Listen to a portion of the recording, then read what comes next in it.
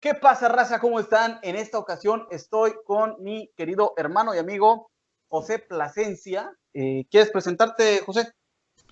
Dios les bendiga a todos. Como ya lo mencionó Gibran, mi nombre es José Plasencia, para los que no me conocen.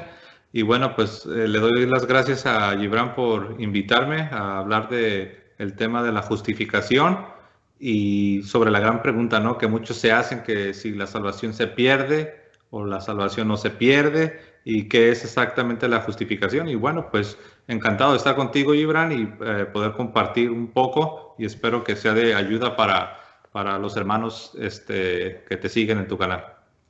Bueno, actualmente, fíjate, en mi canal ya yo le doy gracias a Dios por eso, porque hay cierta libertad y hablan católicos, hablan protestantes, hablan evangélicos y con toda libertad. Entonces, creo que este video puede ser como abrir el panorama y tratar de ir viendo cuáles son las posiciones dificultosas de un lado y de otro, pero también en el contexto de qué piensa la Iglesia Católica, o sea, qué nosotros entendemos como parte de nuestra fe, y de ahí partir para ver las otras posiciones. Entonces, si quieres, empezamos por un pequeño panorama de qué entendemos para nosotros qué es la salvación y qué relación tiene con la justificación, que creo que es el tema central. No sé si tú lo ves así.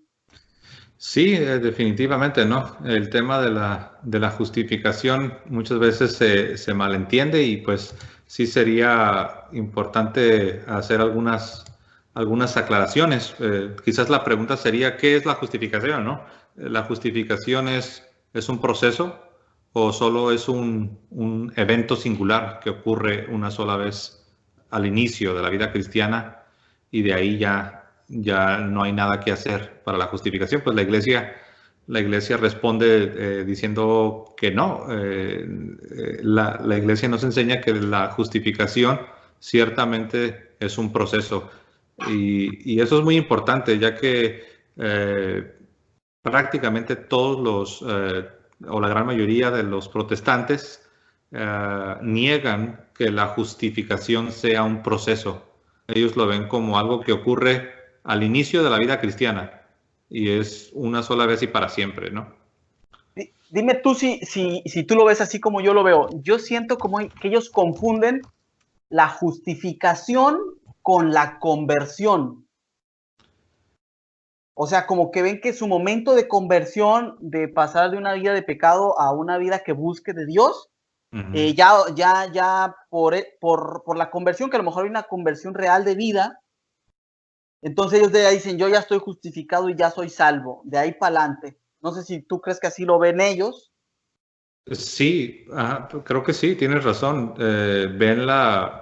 Ellos consideran que la justificación es el inicio. Por ejemplo, la iglesia nos enseña que hay un inicio, después tenemos todo un proceso, todo un caminar, y después hay una consumación. Para ellos, la justificación es solo el inicio, y de ahí el resto solo ellos le llaman la santificación o el madurar cristiano, pero ellos dicen, y ahora cuando digo ellos me refiero a los protestantes históricos, que para no complicar esto demasiado, los protestantes históricos tienden a tener un punto de vista calvinista, por así decirlo. Se le atribuye a Calvino porque él fue el que desarrolló esta forma de pensar, pero en la realidad fue Martín Lutero el que puso los cimientos para esta teología, esta forma de pensar, de que una vez que Dios te justifica, ya eres justificado, ya eres salvado, para decirlo de otra manera, y que el resto de la vida cristiana ya no tiene nada que ver con esta salvación, con esta justificación, sino que solamente ellos dicen, esa es la santificación, que no tiene nada que ver, así dicen ellos, dicen, tu santificación, tu vida cristiana no tiene nada que ver con esa justificación que Dios te dio al principio, cuando naciste de nuevo o cuando te convertiste.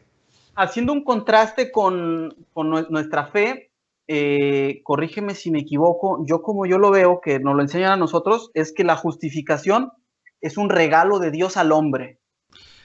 Así es. O sea, Sí, sí. de entrada, pero los protestantes o los hermanos separados nos suelen atacar como, como si nosotros dijéramos otra cosa. Como si nosotros dijéramos que vamos a tratar de comprarlo, de adquirirlo, de ganarlo y ese tipo de cosas, ¿no? Sí, muchas veces se asume que la Iglesia Católica enseña que la salvación o la justificación, no, como si ellos creen que, ellos asumen que nosotros creemos que la salvación es algo que nosotros nos ganamos con nuestros esfuerzos humanos, con los poderes de nuestra naturaleza caída. Pero Lo eso cual no lo es, enseña la iglesia, ¿no? eso no lo enseña la iglesia, eso es una herejía que la misma iglesia ha condenado a través de los siglos en diferentes ocasiones. Que si no me equivoco es la herejía de Pelagio, ¿no?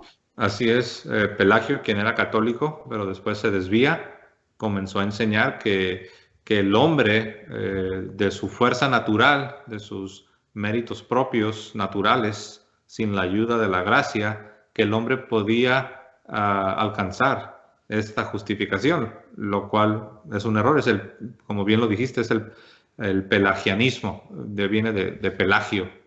Entonces, para ir aclarando, los católicos sí creemos que la justificación es un regalo de Dios para el hombre y por lo tanto, al ser un regalo de Dios, pues es algo que proviene de Él y que en cierto modo es como perfecto, es como bueno y por amor y todo ese rollo. Lo que yo Sí. entiendo que marca la diferencia es de que la iglesia nos enseña que si bien Dios nos da un regalo, nosotros tenemos que ir aceptando ese regalo, que no es algo que, pues imagínate, es como un regalo, yo te voy a regalar no sé, una ropa y te agarro, te encuero y te la pongo, pero no te la estoy dando para que tú la vayas adoptando, para que la vayas entendiendo, para que la vayas viviendo y ese tipo de cosas. Yo lo veo más como en ese sentido. La iglesia creo que lo dice como que uno va acogiendo eso que Dios le da. Sí, así es.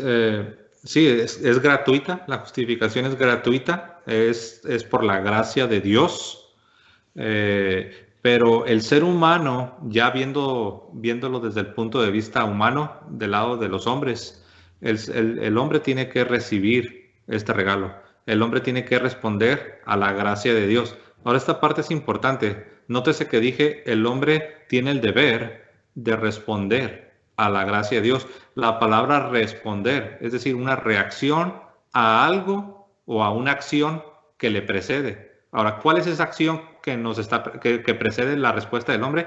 La respuesta es la gracia de Dios. La gracia de Dios siempre precede. La gracia de Dios siempre se adelanta a las acciones cristianas. No hay nada que como cristianos podamos hacer que se le haya adelantado a la gracia de Dios. Siempre todo es precedido de la gracia divina. Algo que estamos claros es de que aunque es un regalo de Dios, esta parte que dices tú de que la gracia precede, por eso nosotros también entendemos que toda obra buena que nosotros podamos hacer es precisamente incluso por la gracia de Dios, porque proviene de Dios, ¿no? Pero la libertad, como yo entiendo que entra la parte de la libertad, que es donde va a entrar como el debate, la parte complicada, es que uno tiene la opción de rechazar esa gracia de Dios. Sí, así es, cosa que Lutero y Calvino negaron. Ellos dicen que si ya Dios te ha dado la gracia, es irresistible. Por eso ellos hablan de algo que ellos le han puesto la gracia irresistible. Ahí es donde entra el calvinismo. El calvinismo tiene 5 puntos y uno de esos 5 puntos es que ellos le llaman la gracia irresistible. Entonces, si tú eres el objeto de esta gracia divina, no podrás resistir. La gracia divina te va a doblar, te va a hacer que te rindas y, y te va a convencer y vas a terminar creyendo. Entonces, así es como lo explicaron los calvinistas, hablando de una gracia irresistible, pero tengo que decir que aún hay quienes en los tiempos modernos que son calvinistas, hay quienes no les gusta esa palabra, no les gusta ya utilizar eso de gracia irresistible, por lo mismo que han sido criticados, de que dicen que, pues cómo es posible pues que creas que el hombre no puede decir, sabes que no quiero este regalo de Dios. Porque también eso de que de una gracia irresistible, creo que es donde intentan meter la parte de la libertad, como diciendo, lo que pasa es de que, pues cuando lo ves te enamoras de Dios y entonces, pues ya. Sí, ellos dicen, no, no es que Dios te force, Dios no te va a forzar, simplemente te va a conquistar.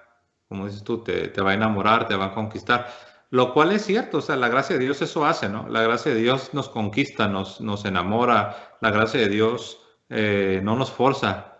Pero el punto no es ese. El punto está de que ellos en su afán de decir que el hombre no tiene libre voluntad, el libre albedrío, en ese afán es que han formulado esto, de que Dios lo hace todo. O sea, es una gracia que no da lugar a la libre voluntad del hombre, porque ellos niegan eso. Nosotros entendemos la voluntad como a grandes rasgos, no sé bien si la iglesia lo ve tal cual así, como la capacidad de decidir. Como yo recuerdo la cita esta donde dice, te presento el bien y el mal, pero tú escoge. O sea, que al final uno tiene la capacidad de escoger si quiero esta gracia que Dios me presenta o no la quiero. O sea, pero existe esa capacidad. Nada más que ellos lo que te dicen, pues como si te mostraran algo demasiado suculento y lo otro pues se ve así como muy fellito y entonces pues, no vas a escoger como lo fellito, ¿no? Pero yo creo Sí, que es un poco al revés, o sea, al final de cuentas, las tentaciones por el pecado, y aquí ya entramos un poquito en la parte del pecado, son más bien las que se vuelven irresistibles y que sin la gracia no se pueden resistir, ¿no? sí, así es. Ellos sí creen eso, ellos sí creen que solo podrás vencer a la tentación con la gracia de Dios, pero se meten en problemas porque muchas veces el cristiano peca, muchas veces el cristiano cede, se rinde ante la tentación. Ahí es donde entra el problema, porque como ellos no creen en la libre voluntad del hombre, en el libre albedrío, ahí es donde ya se enredan. Porque ellos interpretan la vida cristiana como que todo es conforme, nada sucede si no es la voluntad de Dios, porque ellos sobreexaltan la soberanía, los atributos divinos, el poder de Dios, la soberanía de Dios, la voluntad de Dios, a tal grado de que desaparecen la responsabilidad del hombre. Pero el problema es cómo ellos explican cuando los cristianos pecan, cuando el cristiano se avienta un clavado al pecado, cuando se enreda y se llena de pecado, se enloda. Ahí es donde ellos ya realmente no saben qué hacer, porque ellos ellos no creen en la responsabilidad del hombre, o sea, no creen que el hombre tiene libre albedrío. Entonces, la pregunta sería entonces, ¿tú crees que que es la voluntad de Dios, que tú ese pecado que hiciste? Sí, o sea, como que el pecado, suponte una persona que adultera, pues, y va a ser salva, pues es parte de la voluntad de Dios, porque no podemos decir que nadie peca, obviamente, ¿no? Sí, así es. Ellos encajonan todos esos pecados, los encajonan en, en la Parte del voluntad. plan. Sí, ahora es cierto que cuando los hombres pecan, Dios va a usar aún esos pecados de los hombres paganos o de los hombres malvados, Dios los va a usar y Dios te va a llevar adelante en medio de esos pecados. Sí, lo puede usar Pero para tu crecimiento incluso, ¿no? sí, exacto, hay ejemplos en la Escritura. ¿Te acuerdas de José? Que sus hermanos cometieron un grave pecado, ¿no?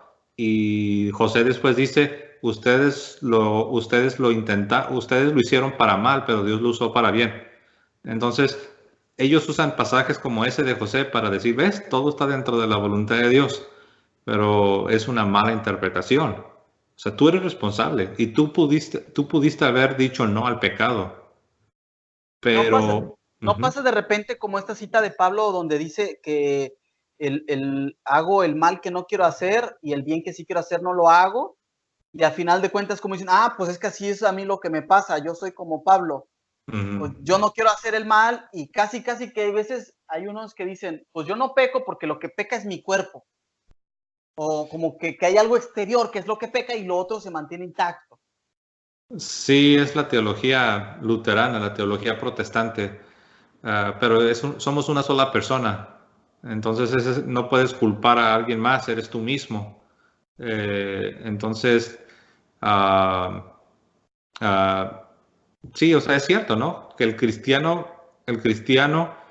quiere agradar a Dios. El cristiano quiere buscar la santidad. Y muchas veces terminamos haciendo lo contrario.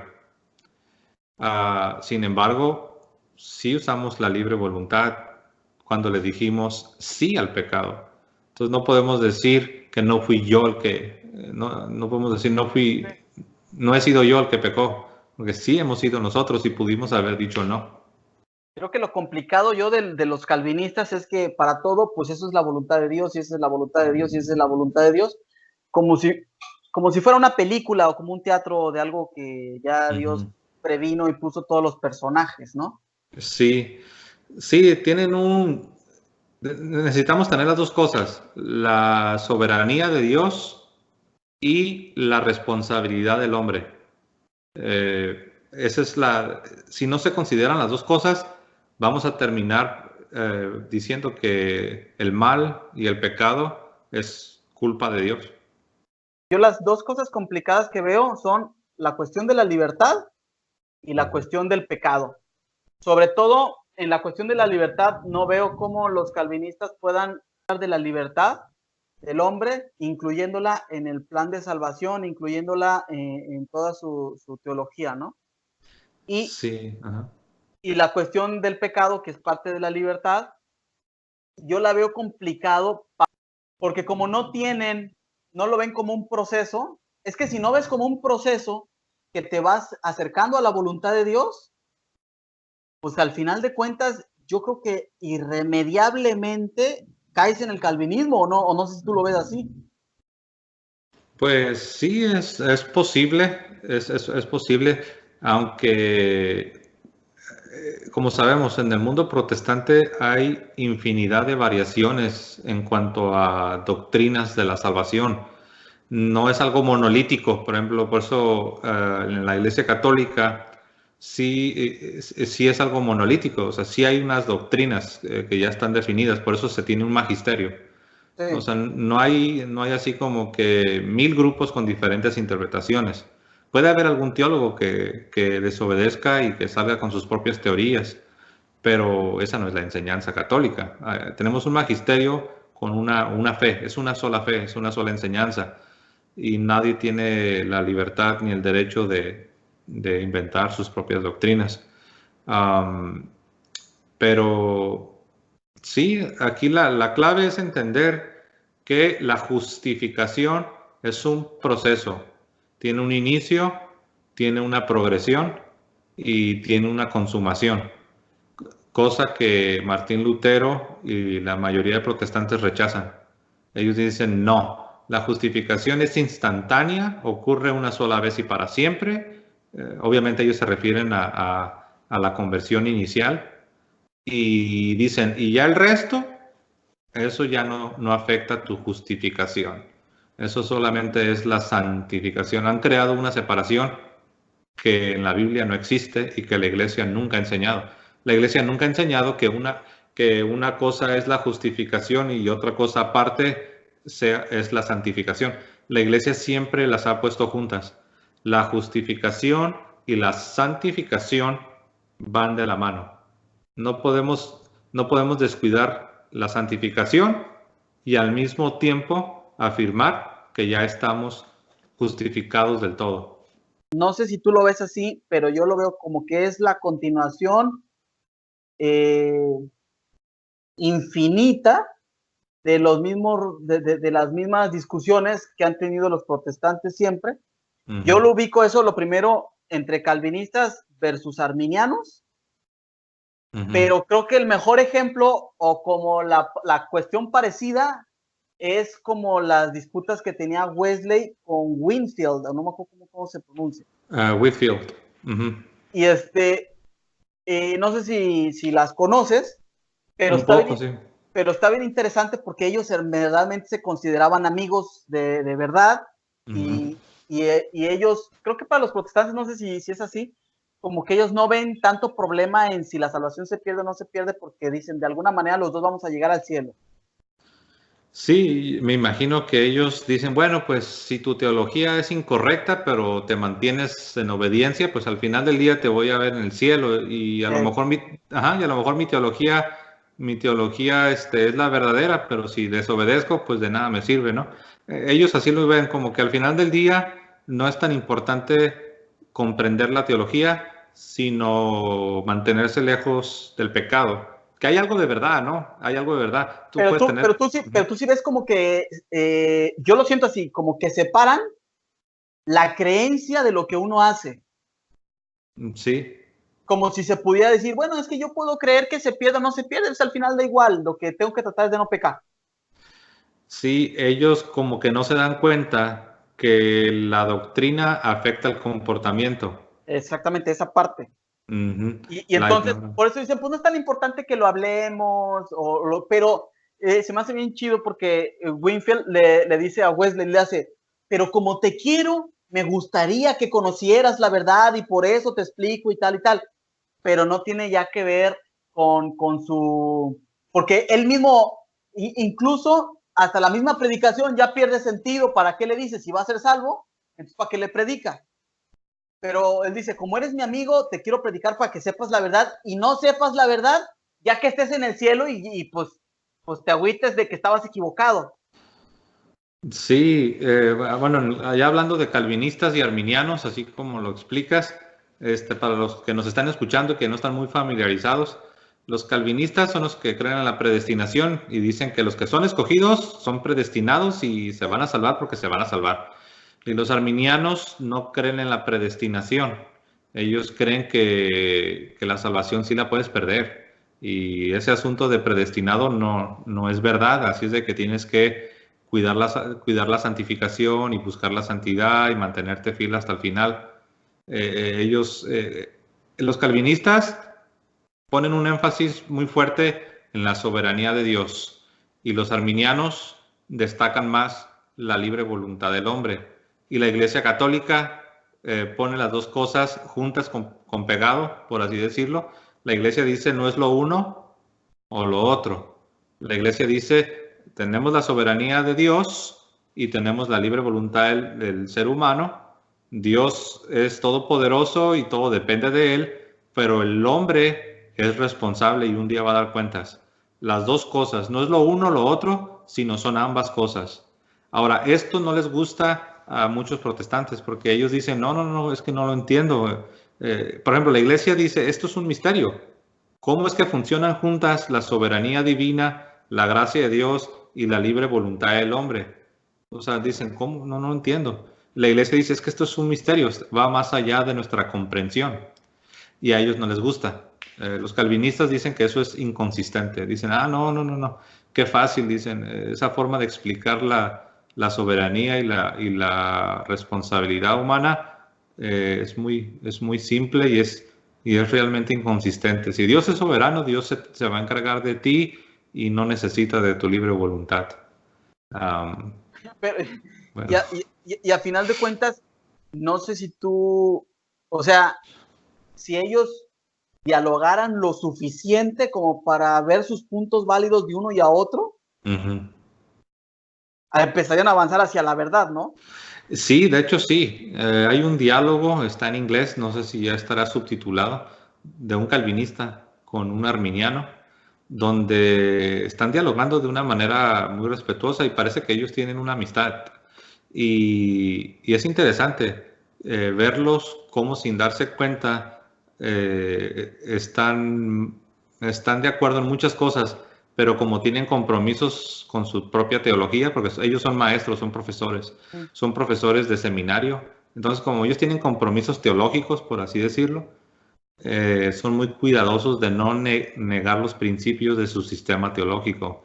Entonces muchas veces se ponen de acuerdo, pero al final, cuando llegan a la conclusión, se retractan y se atrincheran en las premisas de su sistema teológico.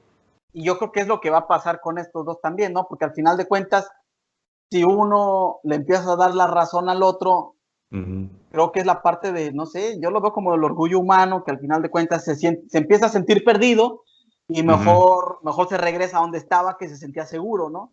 A mí mi percepción final, que se va a dar un debate entre dos personas que están mirando uno para el norte y uno para el sur, o uno para el oeste y el otro para el oeste, y se están dando la espalda. Entonces uno va a hablar de lo que ve y el otro va a hablar de lo que ve. Como un poco es como los unicitarios y los trinitarios. El unicitario, es que es un solo Dios, un solo Dios, un solo Dios, y se queda en eso, ¿no? Y argumenta. Y el otro, no, es que son tres personas, y se queda en eso y argumenta. Pero no llega a haber una complementariedad porque no están buscando un concilio. Lo que están buscando es al final quién tiene la razón.